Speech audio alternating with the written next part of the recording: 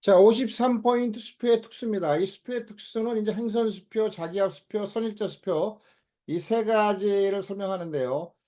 종래의 경우는 이제 각자 이제 한 문제씩 나오고 그 한 문제로 나오던 어떤 영역인데 최근에 이제 한 문제 영역으로 잘 나오지 않고 있고 우리가 이제 문항으로 좀 들어가고 있습니다. 그래서 이제 세 개의 어떤 문제, 세 개의 어떤 수표를 전부 해가지고 전체적으로 한 문제가 나올 수도 있고 아니면 한 문제가 더 나올 수도 있고 뭐 그런 어떤 영역이죠. 뭐 굉장히 중요한 건 아니지만 그래도 이제 우리가 혹시 모르는 영역으로 우리가 살펴보고 넘어가겠습니다. 제일 먼저 이제 행선수표인데 37조, 38조의 어떤 조문으로 나와 있는데 이게 이제 하나의 문제로 나올 수 있는 영역이고 그래도 종래에는 빈출 영역이었는데 세계는 좀 안 나오고 있죠. 자, 37조를 보겠습니다. 수표의 앞면에 두 줄을 이렇게 긋는 게 행선인데 이건 수표에만 존재하고 엄에는 존재하지 않는다. 라고 하는 어떤 부분이고요. 요거는 이제 도난 분실을 방지하기 위해서 수표법에서 이제 수표에서 인정되고 있는 건데요. 행선을 금으로써 우리가 지급이나 취득이나 추심을 제한하고 있는 거죠. 자, 37줄 보겠습니다. 행선의 종류 및 방식. 다 이제 조문 자체가 이제 몇 개가 많이 시험에 나온다고 하면 여기서 이제 몇 개가 들어가느냐가 중요하죠. 두 개가 들어가냐, 세 개 들어가냐, 아니면 한 개가 들어가느냐, 뭐 이런 등등으로 이제 나오는 거죠. 제1항에 보면은 수표의 발행인이나 소지인은 그 수표의 행선을 구할 수 있다. 이렇게 돼 있는데, 통상적으로 이제 행선의 기재자는 발행인만 가능하다. 소지인은 할 수 없다.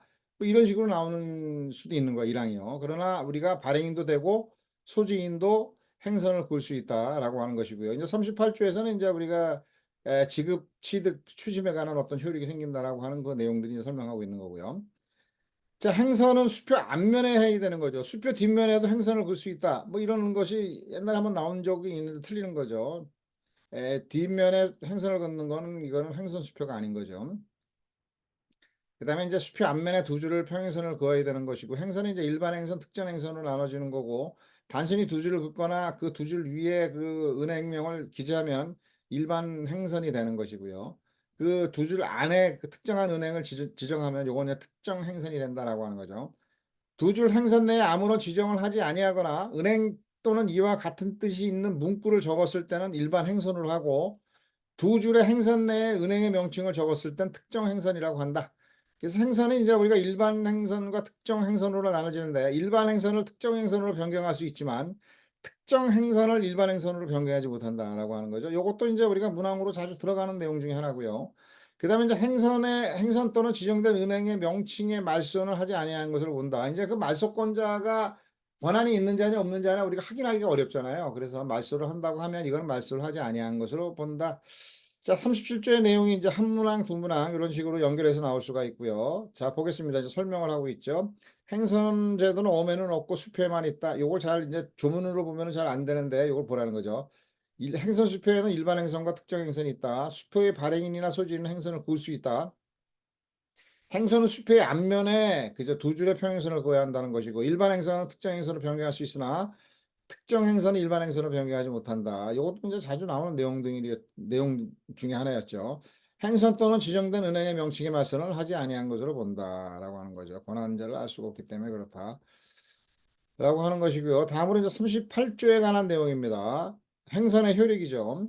자, 요것도 이제 몇 개가 나오느냐가 이제 중요한 거죠. 일반 행선의 지급인은 은행 또는 지급인의 거래처에서만 할 수 있다. 그러니까 결국에는 이제 지급인이든 은행이든 자기 거래처 또는 은행을 통해서만 우리가 지급할 수 있고 취득할 수 있고 추심할 수 있다는 거죠. 그래서 지급인은 은행 또는 지급인의 거래처에 지급할 수 있다.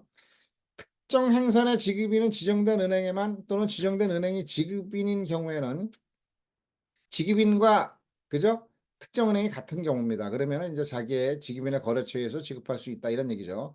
그러나 지정된 은행은 다른 은행을 통해서 추심하게 할 수 있다. 은행을 통해서는 이제 추심이 가능한 거죠. 우리가 이제 행선 거진 수표를 갖다 주는다고 하면 일반인이 주소 가지고는 추심을 할 수 없는 거잖아요. 은행으로만 추심할 수 있는 거니까. 자, 은행은 자기 거래처 또는 다른 은행으로만 행선 수표를 취득할 수 있다. 자기 거래처 또는 은행에 대해서만 추심할 수 있다. 그래서 이제 자기 거래처 또는 은행이 아닌 자를 위해서는 행선 추심을 하지 못한다라고 하는 거죠. 이게 이제 지급, 취득, 추심 요것이 이제 제한되어 있다라고 하는 것이고요. 그다음에 여러 개의 특정 행선이 있는 경우에 수표 지급은 이제 이게 지금 특정된 은행이 누군지 모르는 거잖아요. 그래서 지급을 하지 못하는데 두 개가 있는 경우에 하나는 이제 특정 지정은행이고요. 또 하나는 어음교환소에서 가입되지 않은 은행이 어음교환소에 가입된 은행을 통해서 추심을 부탁하는 거죠. 추심할 수 있도록 하게 할 때는 우리가 뭡니까 지급할 수 있다 이런 얘기죠. 지급인이 이제 지급할 수 있다 이런 경우에 이것도 이제 우리가 외워야 되는 거고요. 그다음에 이제 1항에서 4항까지의 경우는 이제 뭐냐면 지급, 취득, 추심에 관한 내용이 지급인이나 은행이 이로 인해 생긴 손해에 대해서 제대로 준수하지 않았기 때문에 수표금액 한도 내에서 배상할 책임이 있다. 이렇게 이제 요게 37조, 38조의 그 횡선인데요. 요거는 독자적인 문제로도 충분히 나올 수가 있고요. 한 번쯤 또 낼 수도 있는 어떤 영역이니까 좀 더 기억을 해두면 좋겠다라고 하는 것이고요. 자, 행선수표를 살펴봤습니다. 또 다시 이제 이거 설명, 38조에 대한 설명이죠. 지급, 취득, 추심이 제한된다. 일반 행선은 지급은 일반 행선의 지급인은 은행 또는 지급인의 거래처에서만 지급할 수 있다. 취득이요. 은행은 자기의 거래처 또는 다른 은행으로만 행선을 취득할 수 있다. 은행은 자기의 거래처 또는 다른 은행을 위해서만 추심할 수 있다. 이외자, 자기 거래처 또는 은행이 아닌 자를 위해서 추심할 수 없다라고 하는 것이고요. 특정 행선의 경우에 있어서는 특정된 지정된 은행에 대해서만 지급인이 지급할 수 있는데 지정된 은행이 지급인인 경우는 지급인 자기 거래처는 지급인이라는 거 지급인의 거래처에 지급할 수 있다. 근데 지정된 은행은 다른 은행을 통해서 추심하게 할 수 있다. 은행은 은행을 통해서 추심할 수 있는 거죠. 행선이라도. 여러 개의 특정 행선이 있는 경우에 있어서는 지급을 하지 못하죠. 그게 이제 어떤 게 특정 은행인지 모르기 때문에. 근데 두 개의 행선이 있는 경우 하나는 특정 행선, 특정 은행이고요. 하나는 이제 어음교환소에 가입하지 않은 그 은행이 어음교환소를 통해서 뭡니까? 가입된 은행으로부터 추심을 위례할 때 이런 어떤 게 두 개가 있을 때는 이제 하나는 특정 은행이고 하나는 추심을 위한 것이다 해서 지급할 수 있다라고 하는 거죠. 자, 이렇게 보고요. 그 다음에 제한 위반에 대한 책임이죠. 취득, 지급, 추심에 대한 제한을 위반한 지급인이나 은행은 이로 인해서 생긴 손해에 대해서 수표금액 한도 내에서 물과실 손해배상 책임을 진다. 이 조문 그대로 이제 우리가 다시 뭐 여기서 뭐 이론적인 어떤 다른 내용들을 설명하는 게 아니고 조문 그대로 이제 나올 수가 있는 거니까 37조, 38조에 관한 내용들을 독자적인 영역으로 나올 수 있습니다. 그러니까 하나 좀 기억해 두도록 하고요. 두 번째로 이제 자기합 수표를 보겠습니다. 자기합 수표는 발행인과 지급인이 같은 거잖아요. 우리가 이제 발행인, 지급인, 수취인이 있을 때 발행인이 지급인에게 자금을 주고 자금 관계가 실질관계 자금 관계가 형성되는 거죠. 자금을 주고 지급인에게 수취인에게 지급을 위탁하는 거죠. 이게 환원이나 수표의 경우에. 근데 발행인과 지급인이 같은 거니까 발행인이 지급인에게 자금을 줄 필요가 없는 거잖아요. 그러니까 자금 관계 형성되지 않고 발행인과 지급인이 같으니까 수표 계약 필요 없는 거죠. 그래서 이제 수표 계약도 필요가 없다라고 하는 것이고, 그다음에 이제 발행인과 지급인 사이에서 자금을 주면서 지급 위탁을 하는 거죠. 지급 위탁 취소라는 게 생기지 않는다라고 하는 거죠. 그래서 다른 점이 바로 그겁니다. 발행인과 지급인이 동일 은행이기 때문에 자금 관계와 수표 계약이 필요 없고 지급 위탁 취소는 존재하지 않는다. 요게 이제 시험에서도 이제 나오는 것들이 하나죠. 그다음에 이제 제시 기간입니다. 우리가 모든 내국 수표는 발행일로부터 10일 내에 지급 제시를 해야 된다라고 하는 거죠. 자기합 수표를 포함해서 모든 내국 수표의 지급 제시는 발행일로부터 10일이다. 이제 여기 이제 수표법 29조 1항에서 나와 있는 부분들인데요. 우리는 통상적으로 자기합 수표가 10일이 지나더라도 관례상 지급을 해주는 거죠. 그래서 이제 자기합 수표의 지급 제시 기간은 10일이 넘고 1년도 넘고 막 이런 경우가 생겼던 어떤 부분들이죠. 그다음에 이제 자기합 수표는 10만 원짜리 자기합 수표가 이제 많이 쓰여졌었는데 5만 원짜리 지표가 생기면서 거의 이제 자기합 수표가 10만 원짜리가 거의 안 쓰이는 부분이다라고 하는 거죠. 어쨌든 간에 이 자기합 수표는 우리가 이제 소지인 출급식 수표다라고 하는 거예요. 이제 소지인이 이제 권리자, 수취인을 이제하지 않고 소지인 출급식 수표가 되는데 무명식으로 이제 이루어지는 거죠. 발행인과 지급인이 있죠. 그다음에 이제 우리가 수취인의 지위에 있는 그게 이제 소지인이고 이렇게 돼 있는 부분인데 그래서 이제 수표상 소지인이 발행일로부터 10일 내에 지급 제시를 해야 되는 겁니다. 지급 제시를 안 하면 우리가 이제 그 무권리자가 되는 거죠. 우리가 이제 상한 의무자에 대해서는 상한 청구권 보존 절차를 해야 되는 거죠. 그 상한 청구권 보존 절차를 이제 해야 된다라고 하는 것인데 어음의 경우는 지급 제시 기간을 제시하고 거절 증서를 작성해야 되는 거고 수표의 경우는 지급 제시 기간에 제시를 하고 거절 증서 또는 지급인의 거절 선언, 어음교환서의 거절 선언 이 세 가지가 이제 그 증명서가 있는데 모든 첫 번째가 이제 뭐냐면요. 내국 수표는 11일 내에 지급 제시를 해야 된단 말이죠. 지급 제시를 하지 않으면 뭐가 돼요? 수표상 권리가 소멸돼 버리는 거예요. 그러니까 이제 발행인에 대해서 이제 상한 청구권도 이제 행사 못 하게 되는 어떤 부분이 되는 거죠. 그래서 자기압 수표의 경우에 있어서도요, 10일 내에 지급 제시를 해야 한다라고 하는 거를 이제 알아야 되는 부분들이고요. 그 다음에 이제 이 자기압 수표의 경우에 이제 대표적인 어떤 부분들이 이제 초일을 산업하지 않으니까 11일인데, 자기압 수표의 경우는 이제 소진 출구 수표이기 때문에 자기압 수표에다가 이제 이설을 하잖아요. 이설. 배설을 한단 말이죠. 그럼 배설을 한다고 해서 지시직 수표로 이루어지지 않고, 자기압 수표는 이제 교부에서 권리가 이전이 되는데, 교부에서 권리가 이전되고 이제 권리 이전적 효력과 자기 수요적 효력이 생기고, 배서의 경우에서는 단순히 뭐예요? 담보적 효력만 생긴다. 상한 의무자만 된다라고 하는 거죠. 그것도 이제 같이 연결됩니다. 뒤 이제 나오는 거죠. 지급 제시 기간이 지난 후에 권리입니다. 지급 제시 기간이 이제 지나고 나면 자기압 수표가 10일이 넘어가 버리잖아요. 그러면 뭐가 돼? 무권리자가 되는 겁니다. 그럼 수표상 권리를 행사할 수가 없으니까 우리가 뭐예요?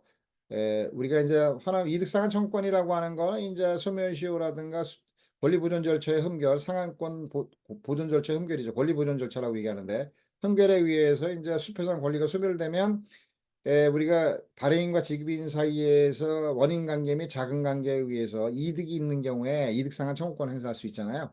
그래서 이제 어음 실질 관계를 통해서 이제 형성되는 어음법상 인정되는 권리가 이제 이득상한 청구권이죠. 어음상 권리는 없어져 버렸으니까. 그래서 이득상한 청구권을 행사할 수 있다라고 하는 거죠. 이제 이게 자기압수표의 경우다라고 하는 것을 우리가 기억을 하면 되겠고요. 여기까지 이제 우리가 자기압수표에 대한 내용들입니다.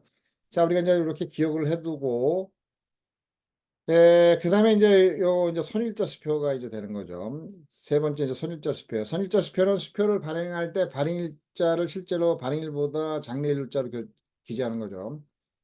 우리가 이제 그 2월 1일 날이 발행일자인데, 실질적으로 이제 발행은 우리가 뭐가 돼요?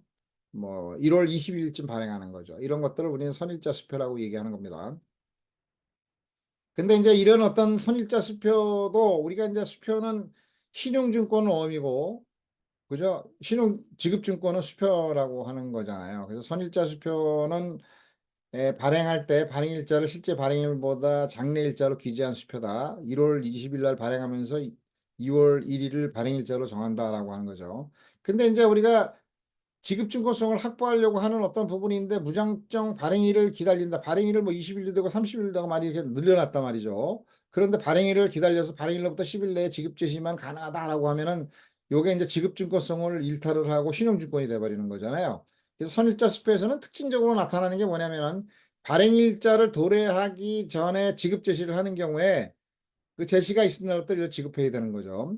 그런 지급을 해야 된다. 그래서 지급증권성을 확보하는 겁니다. 근데 이제 거절될 때는 어떻게 하느냐? 당연히 우리가 거절됐을 때는 상한 청구권을 이제 전자에 대해서 행사할 수 있다라고 하는 거죠. 이게 이제 대표적인 겁니다. 지급이 거절됐을 경우는 소지인은 전자에 대해서 상한 청구를 할 수가 없다. 틀리는 거죠. 이런 게 많이 나오죠. 상한 청구를 할 수 있다라고 하는 것이고요. 지급 제시 기간 발행일 전이라도 지급 제시를 할 수가 있다. 그러면 지급해야 한다. 이런 게 대표적인 특징인 겁니다. 자, 그 다음에 이제 발행일자의 의의가 이제 나오는데, 이 발행일자라고 해서 뭐 의미가 없는 게 아니고요. 실질적으로 이제 발행일자 전에 지급 제시해도 지급을 해줘야 되지만, 발행일자는 원래적으로 계산할 때 제시기간의 기산점, 발행일로부터 10일이 제시기간이라는 건 똑같고, 시효의 기산점, 지급위탁 취소 기간의 기산점을 정하는 표준이 된다. 이런 것들도 이제 같이 연결돼서 선일자 수표를 살펴봤습니다. 우리가 이제 선일자 수표, 자기압 수표, 그 다음에 이제 우리가 그 횡선수표, 요게 이제 세 가지가 특수인데, 섞어서 나올 수도 있고 독자적으로도 나올 수 있고, 특히 제가 볼 때 이제 횡선수표가 나오면 독자적으로 나오기가 좀 좋은데, 뭐 우리가 어떤 거에 나올지도 모르지만 우리가 전반적으로 이제 요거를 준비하고 들어가라라고 하는 거죠. 자, 그래서 수표의 특수에 대해서 살펴봤고요. 나머지 부분도 조금 더 이제 남아 있는 것도 이제 설명을 하고 맞춰보겠습니다. 여기 이제 이론 여기까지 하고 다음으로 넘어가 보죠.